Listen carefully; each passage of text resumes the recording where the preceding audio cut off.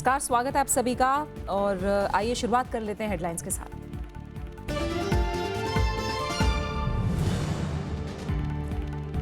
Delhi, NCR, Mumbai समेत कई शहरों में नमक की कमी की अफवाह से अफरा तफरी। 2 से 400 रुपए किलो तक बिका नमक। सरकार की अपील, अफवाहों पर ना दें ध्यान।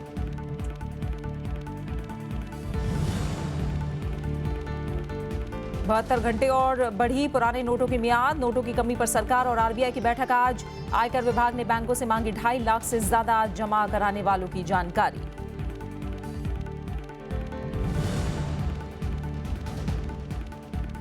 हाईकोर्ट में जजों की नियुक्ति के लिए केंद्र से 34 नामों को मंजूरी। पुनर्विचार के लिए लौटाए 43 नाम। 15 नवंबर को कॉलेजियम की बैठक।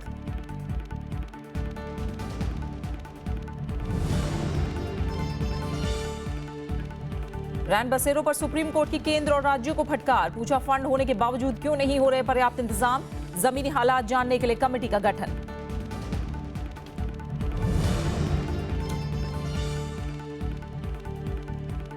मोसल में आईएस ने की 60 लोगों की हत्या। इराकी सेना से मिलीभगत होने के आरोप पर सजा। संयुक्त राष्ट्र ने जताई चिंता।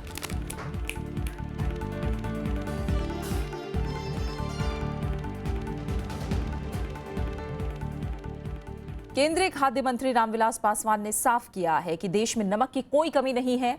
उनका ये बयान उन नमक की कमी की अफवाह के बाद आया है।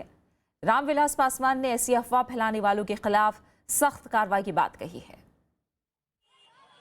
उत्तर प्रदेश में कई जगहों पर बीती रात नमक के लिए अफरा तफरी देखने को मिली। नमक की कमी की अफवाहों के चलते इसको खरीदने के लिए लंबी कतारें देखी गईं। दुकानों में 200 रुपए किलो तक नमक बिका और कई दुकानों के बाहर अफरा तफरी के माहौल के बीच लोग एक पैकेट नमक खरीदने के लिए संघर्ष करते दिखे। जो नमक 90 रुपए की बोरी है, वो 300 रुपए की नमक भीड़ रख के बिका है, मेला लगा के। इधर राजधानी दिल्ली में भी कई जगहों पर नमक को लेकर अफरा तफरी का माहौल दिखा। नमक 400 रुपए पैकेट हो गया, इसीलिए हम दौड़ के आए हैं इसको लेने के लिए। 20 रुपए का एक पैकेट मिला और 60 रुपए का 3 पैकेट दिया। गुजरात और महाराष्ट्र में भी नमक को लेकर लोगों के बीच अफवाहों का बाजार गर्म रहा। ऐसी अफवाह फैली है कि नमक 100 रुपए किलो हो गया है। जनता टूटी पड़ी नमक के ऊपर और लोग दौड़ दौड़ के नमक ले रहे हैं। दुकानें बहुत सी बंद हो गई, इसको वो लोग खुलवा कर नमक ले रहे हैं। केंद्रीय खाद्य मंत्री रामविलास पासवान ने नमक की किल्लत की अफवाहों को खारिज करते हुए कहा कि इसकी कीमत 14 से 15 रुपए प्रति किलो ही है। उन्होंने अफवाह फैलाने वालों के खिलाफ कड़ी कार्रवाई की बात कही। हमारे पास में प्राइसेस का मूल्य का आता है, वही 14 रुपये 15 रुपये जो पिछले साल था और पिछले हफ्ता था वही चल रहा है। अब कोई आदमी पैनिक फैलाने की कोशिश करे तो सरकार को उसके खिलाफ में राज्य सरकार को एक्शन लेना चाहिए। जब हम एज ए मिनिस्टर कह रहे हैं कि हमारे पास में नमक की कोई कमी नहीं है, तो राज्य सरकार जहां राज्य सरकार एक्शन क्यों नहीं लेती है? राज्य सरकार एक्शन ले ऐसे लोगों के ऊपर में कि कौन जो है 200 रुपये किलो बेच रहा है और क्यों बेच रहा है। दिल्ली के उप मुख्यमंत्री मनीष सिसोदिया ने भी लोगों से अफवाहों पर ध्यान नहीं देने की बात कही। उप मुख्यमंत्री ने ट्वीट कर कहा कि नमक की आपूर्ति में कोई कटौती नहीं है। Bureau report, Rajya Sabha TV. जरूरी चीजों की खरीद फरोख्त के लिए 500 और 1000 के पुराने नोटों के इस्तेमाल की अब 14 नवंबर तक छूट है। नोटों की कमी को देखते हुए सरकार ने फैसला किया है। वहीं वित्त मंत्रालय और आरबीआई आज बैठक करके हालात से निपटने की कोशिशों की समीक्षा करेंगे। एक एटीएम से दूसरे एटीएम तक भटक रहे लोग, कहीं कैश नहीं तो कहीं लंबी लाइन। दिल्ली, मुंबई, कोलकाता समेत देश के सभी शहरों में एटीएम से पैसे निकालने वाले लोगों की परेशानी एक जैसी है। एटीएम से पैसे नहीं निकलने का असर बैंकों और पोस्ट ऑफिस के बाहर भी दिखा। नोट बदलने और नए नोट निकलवाने वालों की लंबी कतारें बैंकों और पोस्ट ऑफिसों के बाहर भी लगी रहीं। बैंक में आए हुए अपनी करेंसी चेंज कराने के लिए 2 घंटे हो गए खड़े खड़े लाइन में। अभी तक बैंक का स्टाफ कोई नहीं आया यहाँ पर। पता नहीं अभी कितना वक्त और लगता है यहाँ पर जो है। यहाँ करेंसी भी चेंज करानी है क्योंकि घर चलाना है। कैश रिटर्न नहीं हो रहा है, दिक्कत तो बहुत हो रहा है, जैसे डेली लाइफ का दिक्कत हो रहा है। लंबी लाइनों ने तो फिजी से घूमने आई विदेशी सैलानी रशीदा के भी आंसू निकाल दिए। ATMs are not working. We don't have cash and it's very hard for us. इस बीच कांग्रेस उपाध्यक्ष राहुल गांधी भी नोट बदलने के लिए एसबीआई के संसद मार्ग ब्रांच पहुंचे। उन्होंने कहा कि प्रधानमंत्री नरेंद्र मोदी को जनता का दर्द समझ में नहीं आ रहा है। यहाँ पे सब गरीब लोग दिख रहे हैं, हमारा कहना है कि सरकार इनके लिए चलनी चाहिए, 15-20 लोगों के लिए नहीं चलनी चाहिए। अगर वो 15-20 लोग यहाँ नहीं खड़े हैं, उनको तो कोई कठिनाई नहीं हो रही ना, इनको कठिनाई हो रही है, यहाँ पे घंटों से लाइन में खड़े। भोपाल, हैदराबाद, बेंगलुरु में भी लंबी लाइनों से बचने के लिए शुक्रवार सुबह से ही लोग एटीएम पहुंचने लगे, लेकिन ज्यादातर लोगों को मायूस होना पड़ा। हम यहाँ से 2 किलोमीटर की रेंज में सारे एटीएम है वो घूम के आ गए हैं, अभी तक हमको कोई भी एटीएम खुला हुआ नहीं मिला है। इस बीच छोटे नोट की कमी का सामना कर रहे रेलवे ने टिकट रद्द कराने पर कैश वापसी पर रोक लगा दी है और टिकट जमा करने की रसीद जारी कर रहा है। साथ ही 10,000 या उससे ज्यादा का रिफंड भी उपभोक्ता के बैंक खाते में ट्रांसफर किया जाएगा। इसमें कोई शक नहीं कि सरकार के इस फैसले से काले धन पर लगाम लगेगी, लेकिन जनता को इस तरह परेशान होते देख अब सवाल खड़े हो रहे हैं कि क्या बैंकों के दावे झूठे थे या सरकार ने बिना किसी ठोस तैयारी के ही ये फैसला ले लिया। कैमरा पर्सन नारायण के साथ अनु दीवान, राज्यसभा टीवी, दिल्ली। कांग्रेस का कहना है कि नोट बंद करने का फैसला गरीबों को परेशान करने वाला है। कांग्रेस ने सरकार से जानबूझकर बैंकों का 500 करोड़ रुपए से ज्यादा का कर्ज नहीं चुकाने वालों की सूची जारी करने की मांग की है। साथ ही ये भी पूछा कि पिछले 2 साल में किन किन औद्योगिक घरानों का 5,000 करोड़ से लेकर 60,000 करोड़ रुपए तक के कर्ज की शर्तों को आसान बनाया गया है या उसका काफी हिस्सा माफ किया गया है। वहीं बीजेपी अध्यक्ष अमित शाह ने विपक्षी दलों के आरोपों को खारिज किया है। उन्होंने कहा,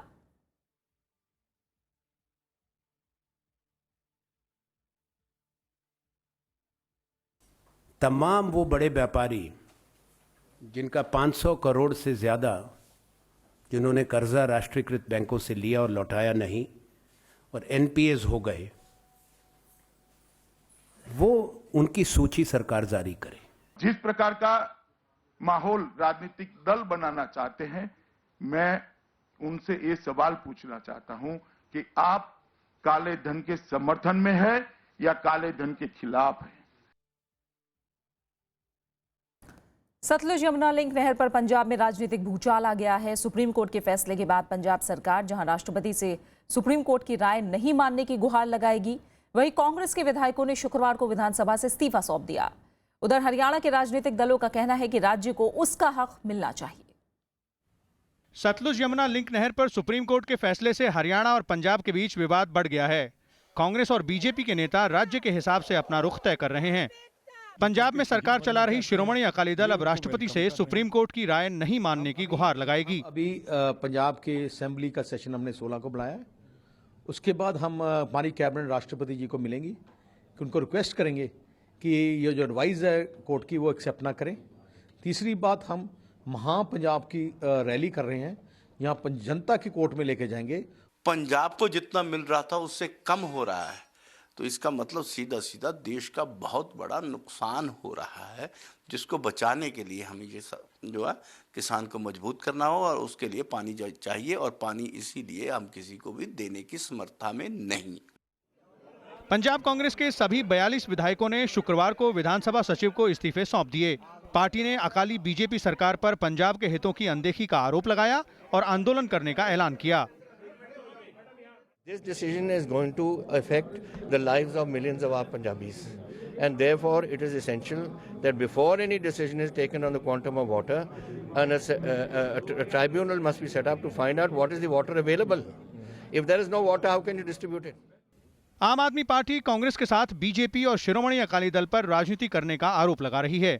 जब केंद्र में अकाली बीजेपी सरकार है, पंजाब में अकाली बीजेपी सरकार है, तो उनको चाहिए कि पंजाब के साथ न्याय कराए। यहाँ तक कि हरियाणा में बीजेपी की सरकार है। कैप्टन अमरिंदर सिंह एक ड्रामा कर रहे हैं, जबकि इस पंजाब के पानी के क्राइसिस के लिए कांग्रेस पूरी तरह जिम्मेदार है।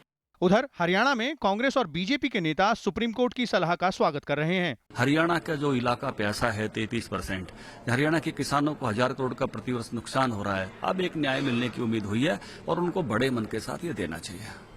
ये पानी हमारे हक का है, कोई हम भीख नहीं मांग रहे हैं, अपना एक एक बूंद लेके रहेंगे। अगर ये इसी वास्ते मैं कहता हूँ राष्ट्रपति शासन तुरंत लागू कर देना चाहिए, और अगर हरियाणा के हित के साथ खिलवाड़ की गई तो ये हरियाणा के लोग बर्दाश्त नहीं करेंगे। ये उनको समझना चाहिए कि ये हरियाणा के सालों सालों के संघर्ष की, खून पसीने की कमाई है। ये हरियाणा का पानी है, ये हरियाणा का हक है, ये हरियाणा का अधिकार है, ये हमारा पानी है।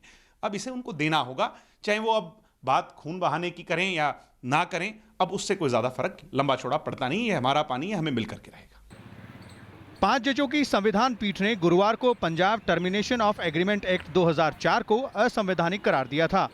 सुप्रीम कोर्ट ने कहा था कि पंजाब को एक तरफा कानून बनाकर हरियाणा, हिमाचल प्रदेश, राजस्थान, जम्मू कश्मीर, दिल्ली और चंडीगढ़ के बीच जल बंटवारा समझौता रद्द करने का अधिकार नहीं है। सुप्रीम कोर्ट ने सतलुज यमुना लिंक नहर को पूरा करने की बात भी कही थी। विशाल दहिया, राज्यसभा टीवी। खबरें जारी हैं, अब लौट रहे हैं एक छोटे से ब्रेक के बाद।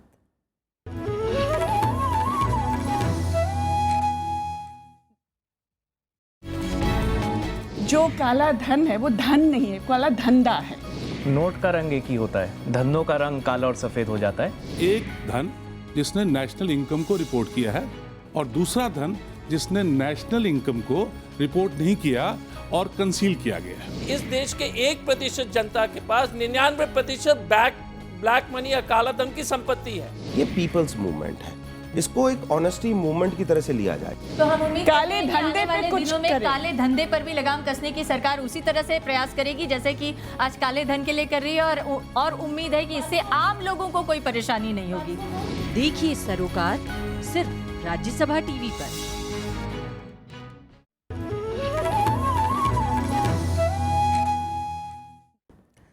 भारत और जापान के रणनीतिक संबंध नई ऊंचाई पर पहुंच गए हैं। दोनों देशों ने शुक्रवार को असैन्य परमाणु समझौते पर हस्ताक्षर किए। इससे पहले जापान ने एनपीटी पर हस्ताक्षर नहीं करने वाले किसी देश के साथ परमाणु करार नहीं किया है। इस करार के लिए दोनों देशों के बीच 6 साल से बातचीत चल रही थी। प्रधानमंत्री नरेंद्र मोदी ने टोक्यो में शुक्रवार को जापान के प्रधानमंत्री शिंजो आबे के साथ शिखर वार्ता की। इसके बाद दोनों देशों ने 10 अहम समझौतों पर दस्तखत किए। इनमें सबसे अहम असैन्य परमाणु समझौता है। इससे भारत को परमाणु ऊर्जा की तकनीक के साथ परमाणु रिएक्टर बनाने में भी मदद मिलेगी।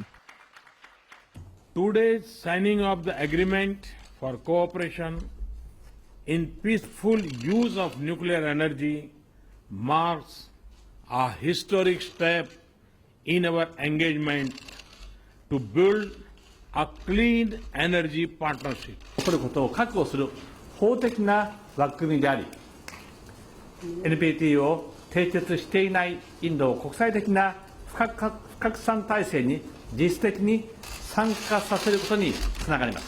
करीब 2 घंटे तक चली शिखर वार्ता में एशिया प्रशांत में साझी रणनीति के साथ काम करने और सीमा पार आतंकवाद पर चर्चा हुई। एशिया प्रशांत में चीन के दबदबे से जापान परेशान है, जबकि आतंकवाद पर चीन की चुप्पी से पाकिस्तान को बढ़ावा मिल रहा है। We are also united in our resolve to combat the menace of terrorism, especially cross-border terrorism. दोनों प्रधानमंत्रियों ने रणनीतिक और वैश्विक भागीदारी की समीक्षा की और बहुध्रुवीय एशिया बनाने के लिए आपसी सहयोग बढ़ाने पर विचार किया। जापान के निवेशकों को आकर्षित करने के लिए प्रधानमंत्री नरेंद्र मोदी ने अलग से जापानी औद्योगिक पार्क बनाने का भी भरोसा दिया। प्रधानमंत्री ने जापानी नागरिकों से वीजा ऑन अराइवल की सुविधा का लाभ उठाने को कहा।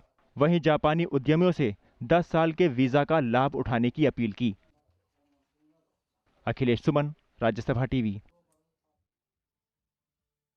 प्रधानमंत्री नरेंद्र मोदी ने भारत को सबसे खुली अर्थव्यवस्था बनाने का वादा किया है। टोक्यो में जापानी कारोबारियों से उन्होंने कहा कि भारत में निवेश की अपार संभावनाएं हैं।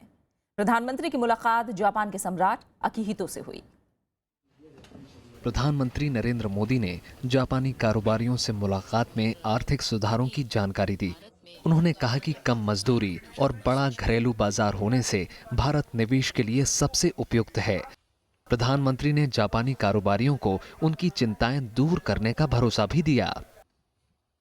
Creating an enabling environment for business and attracting investments remains my top priority. Stable, predictable, and transparent regulations are redefining the nature of doing business in India. प्रधानमंत्री ने कहा कि तेजी से विकसित हो रहा भारत ढांचागत परियोजनाओं पर जोर दे रहा है। इसमें सड़कों और रेल नेटवर्क से लेकर मेक इन इंडिया जैसी योजनाएं शामिल हैं। उन्होंने कहा कि इस क्षेत्र में जापान की महारत भारत के लिए खासी उपयोगी है। I have long maintained that India needs scale, speed and skill. Japan has a very important role to play in all three. प्रधानमंत्री की मुलाकात जापान के सम्राट अकिहितो से भी हुई। दोनों नेताओं ने भारत जापान रिश्तों और एशिया के भविष्य पर बात की। जापान के पूर्व प्रधानमंत्री योशिरो मोरी और विदेश मंत्री फुमियो किशिदा ने भी प्रधानमंत्री से मुलाकात की। Bureau report, Rajya Sabha TV. केंद्र सरकार ने टीवी चैनलों के लिए वार्षिक नवीकरण नियमों में ढील देने का फैसला किया है। सूचना और प्रसारण मंत्री वेंकैया नायडू ने शुक्रवार को इसकी जानकारी दी। अब मौजूदा रूप में टीवी चैनलों के लिए वार्षिक नवीकरण कराने की प्रक्रिया को खत्म कर दिया गया है। जिन प्रसारकों को अपलिंकिंग और डाउनलिंकिंग की मंजूरी है, वो तय तारीख से सिर्फ 60 दिन पहले वार्षिक स्वीकृति शुल्क का भुगतान करके परिचालन जारी रख सकते हैं। इससे उन्हें अगले 1 साल के लिए चैनल का प्रसारण जारी रखने की मंजूरी मिल जाएगी। दिल्ली में इकोनॉमिक एडिटर्स सम्मेलन को संबोधित कर रहे वेंकैया नायडू ने इस फैसले से 963 चैनलों और टेलीपोर्टों को लाभ होने की बात कही है। The broadcasters who have been given the permission for uplinking or downlinking can continue their operations by simply paying the annual permission fee up to 60 days before the due date, which by itself will be treated as permission for continuance of a channel for a further period of 1 year. केंद्र सरकार ने high court में नियुक्ति के लिए supreme court collegium से भेजे गए 77 जजों के नाम में 43 को पुनर्विचार के लिए वापस कर दिया है। केंद्र सरकार ने शुक्रवार को सुप्रीम कोर्ट को जानकारी दी कि इनमें से 34 नामों को मंजूरी दे दी गई है। केंद्र सरकार ने यह भी कहा कि अब उसके पास जजों की नियुक्ति से जुड़ी कोई भी फाइल लंबित नहीं है। अटॉर्नी जनरल मुकुल रोहतगी ने कोर्ट से कहा कि केंद्र ने अगस्त में ही मेमोरेंडम ऑफ प्रोसीजर का नया मसौदा भेजा था, लेकिन अब तक सरकार को कोई जवाब नहीं मिला है। इस पर कोर्ट ने कहा कि कॉलेजियम की 15 नवंबर को बैठक होगी।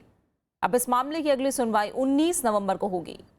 शीर्ष अदालत ने इससे पहले कॉलेजियम की सिफारिशों के बावजूद उच्चतर न्यायपालिका में नियुक्तियों में विलंब के लिए केंद्र सरकार को फटकार लगाई थी। सुप्रीम कोर्ट ने पूर्व जज जस्टिस मार्कंडेय काटजू को कोर्ट की अवमानना का नोटिस भेजा है। अदालत ने यह नोटिस सौम्य हत्याकांड मामले में काटजू की तरफ से जजों की आलोचना किए जाने के बाद जारी किया है। जस्टिस काटजू ने फेसबुक ब्लॉग में इस फैसले के लिए जजों की आलोचना की थी। कोर्ट ने कहा कि जस्टिस काटजू का जस्टिस गोगोई पर दिया बयान 3 जजों की बेंच पर सीधा हमला है, जिसमें फैसले की नहीं बल्कि जजों की आलोचना की गई है। ऐसा पहली बार हुआ है जब अपने ही किसी पूर्व जज को सुप्रीम कोर्ट ने अवमानना का नोटिस दिया है।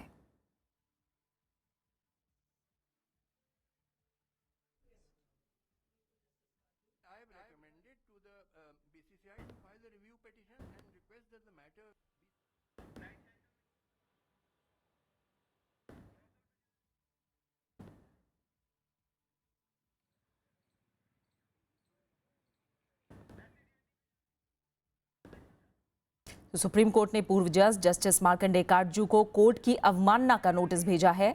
अदालत ने यह नोटिस सौम्या हत्याकांड मामले में काटजू की तरफ से जजों की आलोचना किए जाने के बाद जारी किया है। जस्टिस काटजू ने फेसबुक ब्लॉग में इस फैसले के लिए जजों की आलोचना की थी। कोर्ट ने कहा कि जस्टिस काटजू का जस्टिस गोगोई पर दिया गया बयान 3 जजों की बेंच पर सीधा हमला है, जिसमें फैसले की नहीं बल्कि जजों की आलोचना की गई है। दिल्ली नोएडा को जोड़ने वाला डीएनडी टोल फिलहाल फ्री रहेगा। इस पर सुप्रीम कोर्ट ने शुक्रवार को डीएनडी को टोल फ्री करने के इलाहाबाद हाईकोर्ट के आदेश पर रोक लगाने से इनकार कर दिया। शीर्ष अदालत ने अंतरिम आदेश पारित करते हुए सीएजी से इस प्रोजेक्ट के खर्च का ऑडिट करने को कहा।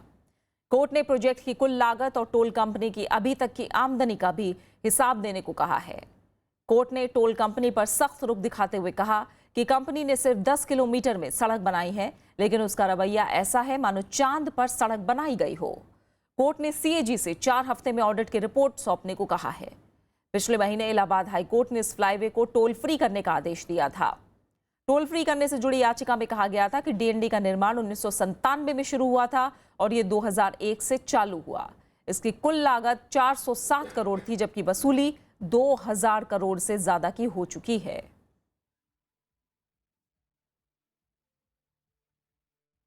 और अब बात करते हैं क्रिकेट की। राजकोट टेस्ट ड्रॉ की ओर बढ़ रहा है। मैच के तीसरे दिन भारत ने 4 विकेट पर 319 रन बना लिए हैं। टीम इंडिया अब भी पहली पारी में इंग्लैंड से 218 रन पीछे है। खेल खत्म होने तक कप्तान विराट कोहली 26 रन बनाकर क्रीज पर मौजूद थे। अमित मिश्रा के आउट होते ही दिन का खेल खत्म कर दिया गया। इससे पहले कल के स्कोर बिना विकेट के 63 रन से आगे खेलने उतरी भारतीय टीम को 68 रन पर पहला झटका लगा और सलामी बल्लेबाज गौतम गंभीर 29 रन पर आउट हो गए। इसके बाद मुरली विजय और चेतेश्वर पुजारा ने शतकीय पारी खेलते हुए 209 रन की साझेदारी की। मुरली विजय ने 126 रन बनाए, जबकि चेतेश्वर पुजारा ने 124 रनों का योगदान दिया।